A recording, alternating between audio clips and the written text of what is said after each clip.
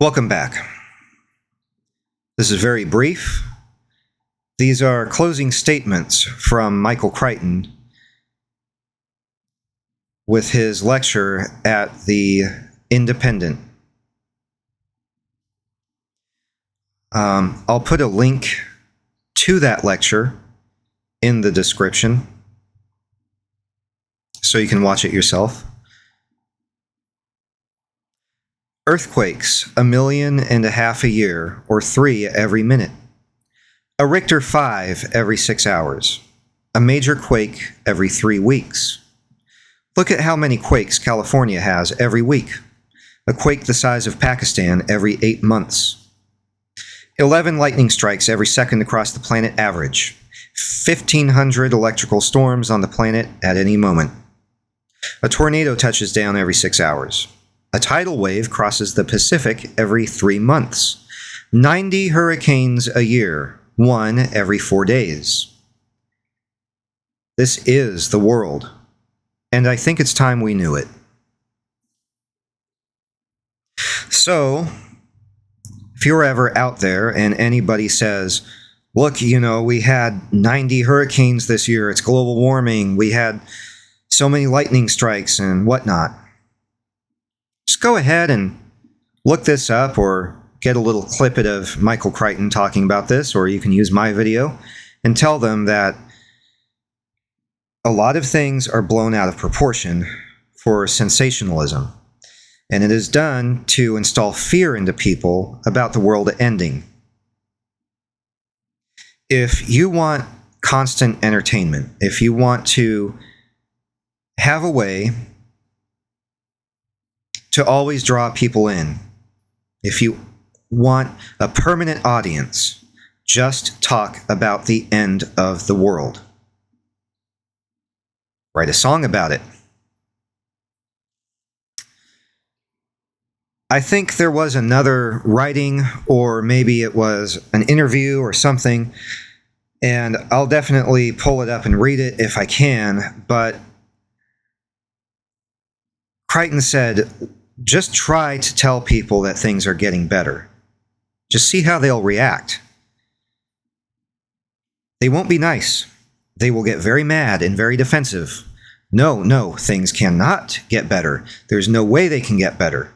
You show people all these things that are happening as better, and they'll say there's 1,000 different things. I'm not quoting him, but that was his point.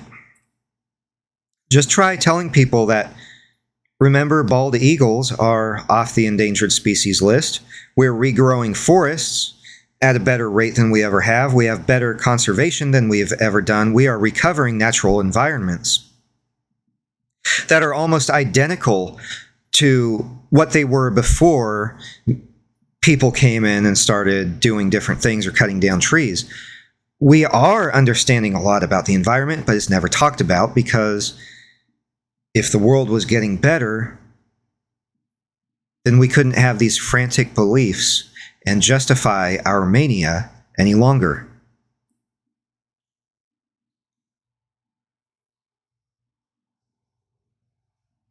We have to admit that this world is a chaotic place.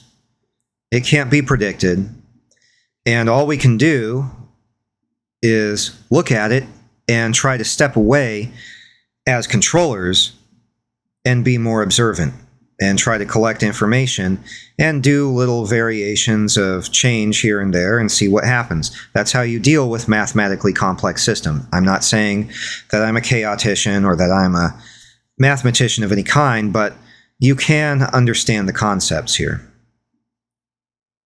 Even in 2024, a lot of the models are bogus. They vary too much to be reliable. I think maybe it was in this lecture or another one, Crichton said that we actually don't know if the weather is a complex system or not. We just don't know. That's how little we know of the weather.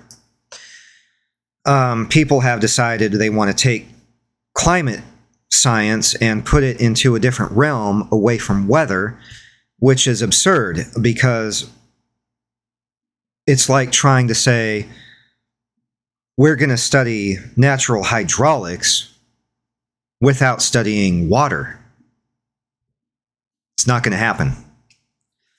So, in order for us to help the world, we need to do better. I had a friend a long time ago, and I've heard this from other people. Let's say about 10 people through my life. They hold this sentiment that it's okay if people don't know anything. Do we need to know all this information? Who cares? Just as long as people are being nice to the environment, it doesn't matter what people believe. It doesn't matter what they know. They're being nice to the environment. I would be curious to look and see what people had to learn, settlers coming from Europe and what they had to learn from the Native Americans about how the forest was being managed in order to prevent mass fires. Because when they came here, the forests had already been managed by Native Americans for thousands of years. And if you don't manage it, it collects too many piles of debris everywhere, and eventually it lights up and causes mass forest fires. We have to clear out the debris in order to save the forest. We can't just leave it alone. I'm glad that people want to promote, a cleaner environment, less litter, less interference in general with the environment, and keep things to the trail. But I also don't mind if people run off into the forest and do things. I don't care if they go mushroom hunting. That's a funny thing too, because a lot of the hipster types around where I live, they will tell you to stay on the path. They will tell you to do this and that, and you can't interfere with this or that, and you can't do this or that. But when it comes to mushroom hunting, they will just run around the woods like hobbits and tear up any log and tear up anything so they can find their mushrooms. And they don't seem to have limits on how many they want to take. I've never heard them talk about limits, or, maybe we'll let this one grow, or nope, nothing like that. So there's a lot of hypocrisy, and I don't like when people litter. I've seen people litter on both sides. A long time ago, I went to some swimming holes down somewhere in the Eugene area, past Eugene in the hills, I think. I can't remember exactly, but I saw a lot of these people who were environmentalists. They were a part of that culture, and they were littering. I saw one of them, and I approached them, and I said, "What are you doing to the environment here? You're littering. You're throwing your beer can and your roaches and your bags right here and leaving." And he says, "The state will pick it up." I said, "No, you're going to pick it up, because I'm not going to let you move until you do." And I got in his way, and he just kind of laughed and, rolled his eyes. And, all right, fine. So he picks it up. I said, "Thank you."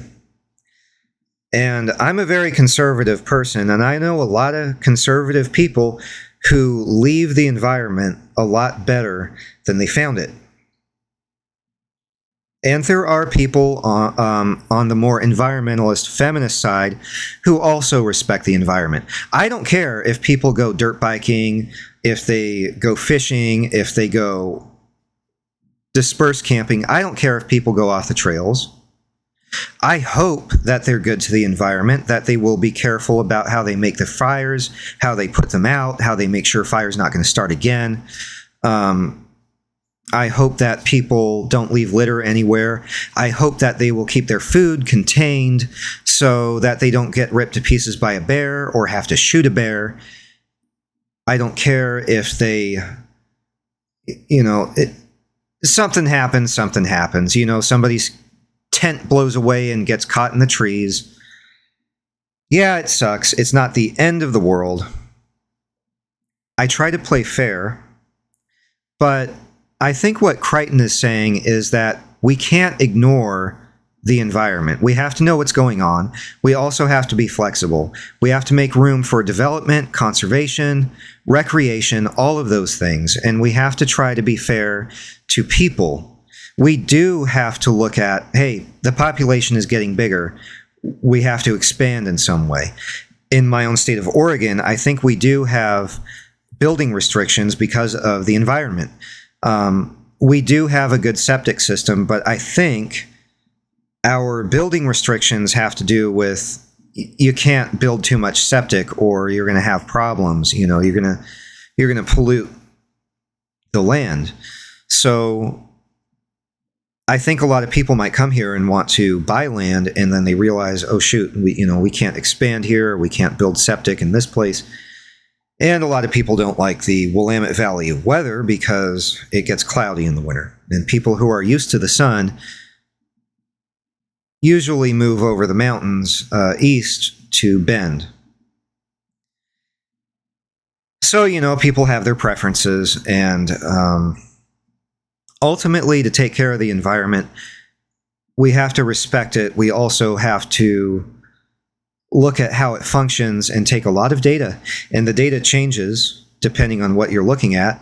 And so instead of trying to come at this with more restrictions or less restrictions and trying to go to war with other people about who can do what, or trying to approach this with peer sentiment, why don't we approach it with what's fair? And that each approach has a compromise to both sides, not just one. So when you are a feminist and you approach the environment, you say, okay, let's look at, I'm just making stuff up too. I'm not saying anything that I'm about to say is real or accurate or scientific, but let's just hypothetically say, you're a feminist, you look at the guys fishing and they're racking in the fish. Okay, well, we want to conserve the environment, and we don't like when you fish. You admit to these guys you don't like them fishing, but you want to be fair, and you say, here's the recent population of this species of fish, and so we're saying a certain amount of fish every so often, and the fishing season closes a few weeks early this year because our data is showing the population's going down, and we really don't want them to go. We don't know why they're going down. It could be natural, it could be man-made, or too much fishing or something. But we just want to hold back on the fishing. We're not going to stop it, and we're not going to try to fine you. Just so as long as you work in these boundaries and please respect nature. And you know what? Most fishermen will do that. They don't want to lose fish, and they don't want to hurt the environment. People really have a lot of emotion and sentiment for what the environment does and what it brings to them, no matter who they are, whether they're a feminist, urbanite, atheist, whatever, or they're a very conservative, tight-knit group of people living out in the woods, living off the land. I don't think I agree with the Judeo-Christian approach that this world is ours to just tear apart how we please, because that's never proven good for us. And I don't agree with a really far feminist view that we should necessarily be stewards of the planet. I don't think we can be stewards of the whole planet.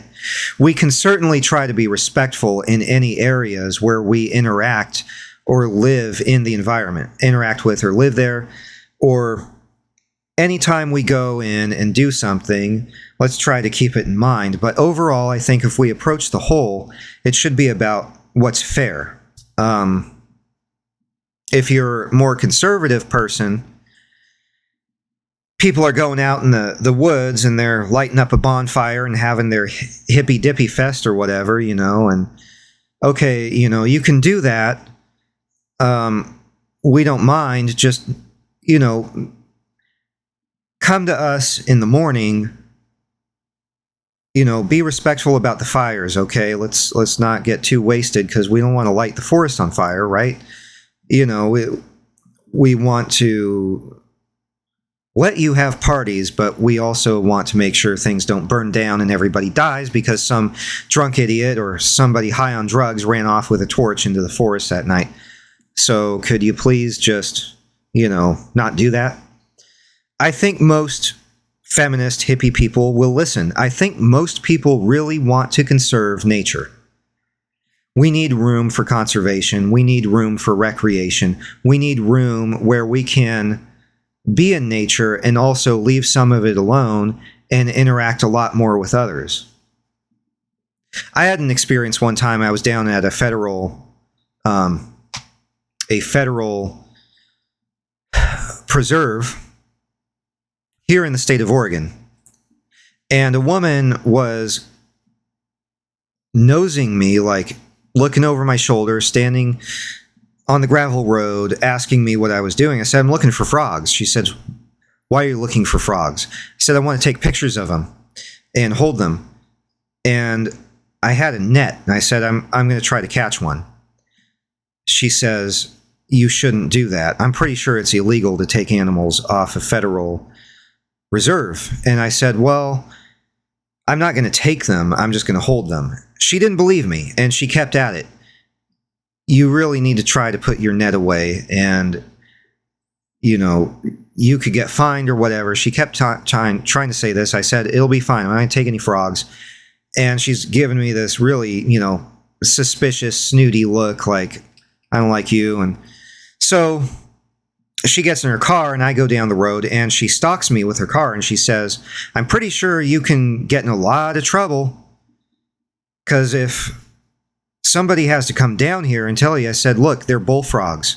In the state of Oregon, the state says that we should kill them.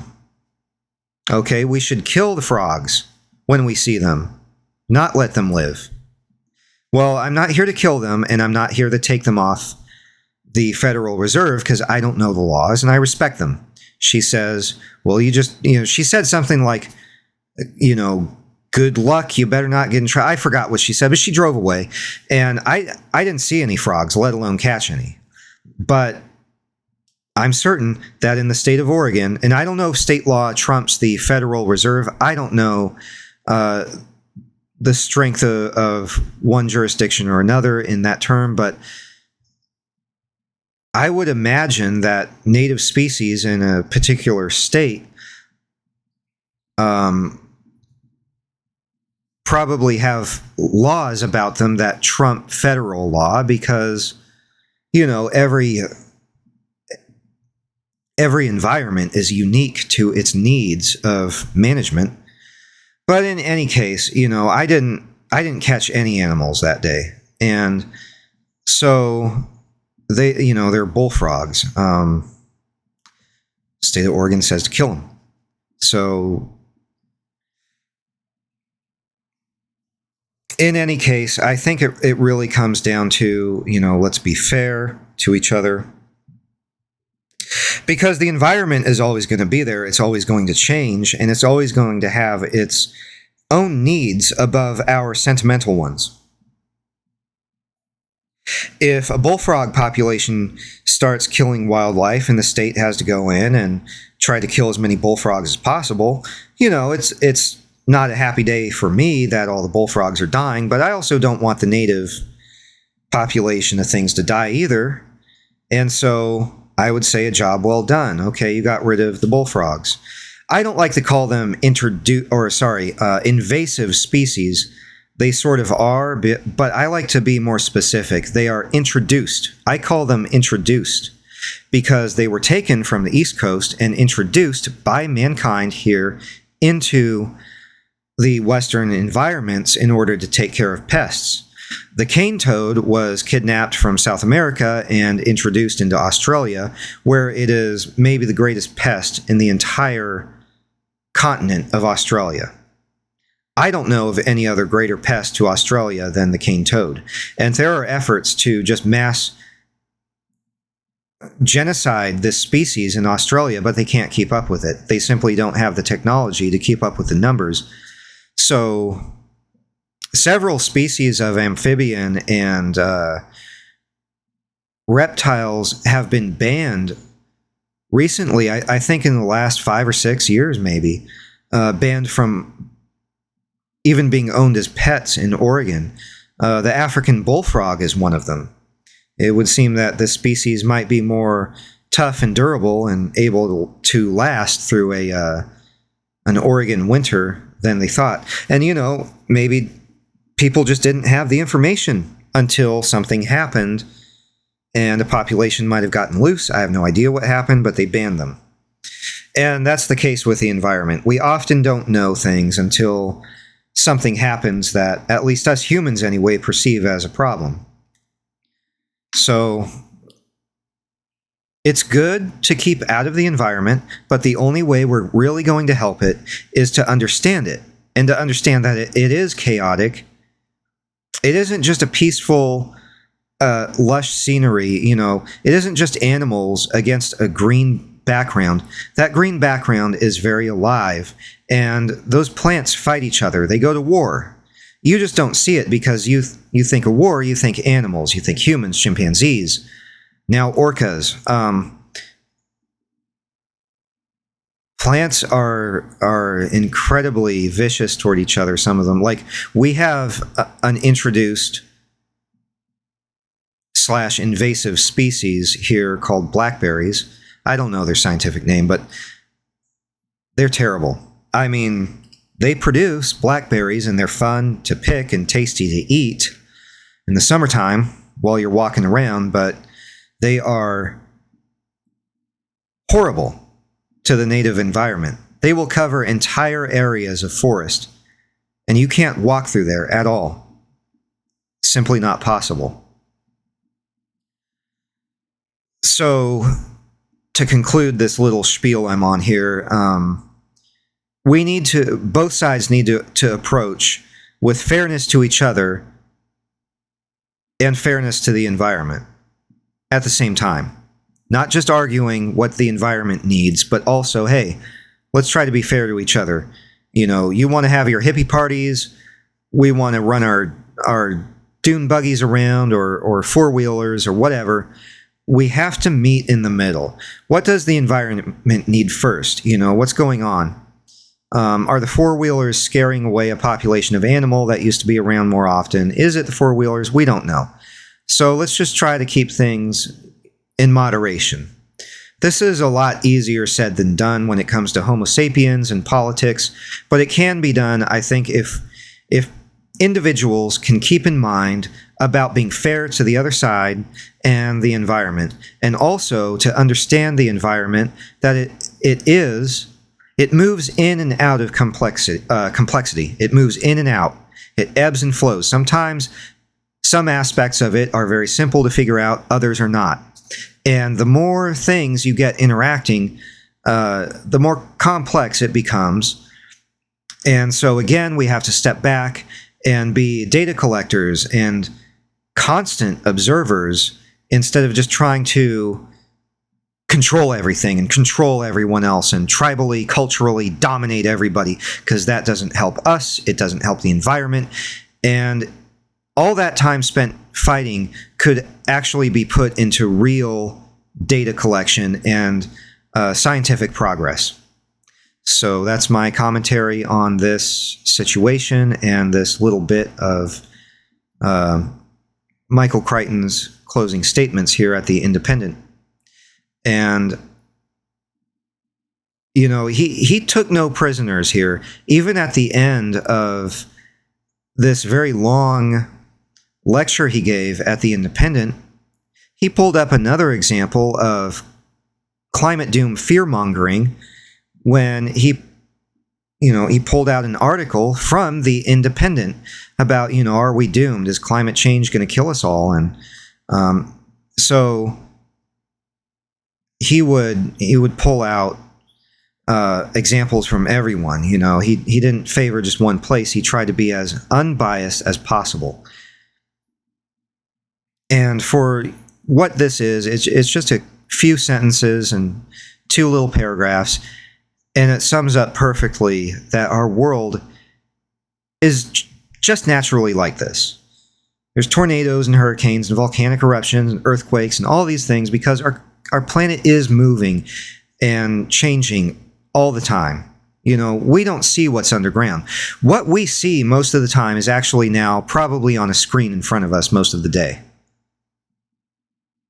let alone what's happening in the crust of the earth. If you're in California or maybe Pakistan, you might feel what's going on. But we don't We, as the general public, don't sit here and monitor nature all day. No one does. People are on TikTok. They're in another dimension of social tribalism. And so we are going to have to replace that with something that's real. And what's real is that our planet is chaotic,